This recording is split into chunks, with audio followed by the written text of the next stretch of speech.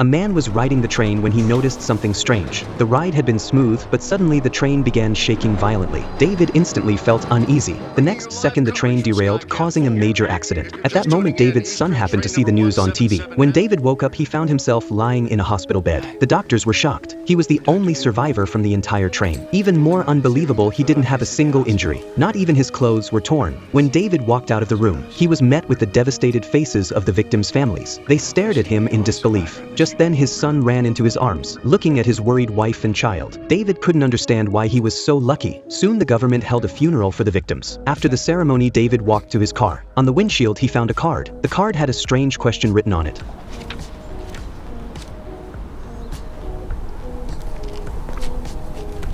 The question lingered in David's mind. He couldn't remember the last time he'd been sick. To find an answer, he went to his boss's assistant to ask when he last took a sick day. When his boss heard about it, he thought David wanted to quit. So he quickly praised him for never taking a sick day in 5 years, and told him he planned to give him a raise next month. Hearing he had never taken a sick day left David deep in thought. The question kept him awake that night. He woke his wife to ask her again.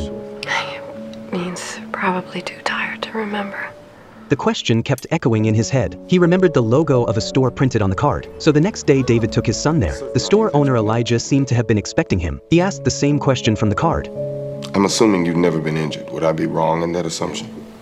75%? I'm going to be extremely skeptical about all this. But before David could answer, his son mentioned that David had been in a terrible car accident, one that ended his career as a football player. Hearing this, Elijah was disappointed. He had been searching for a real-life superhero from the comics, but David was not the hero he had hoped for.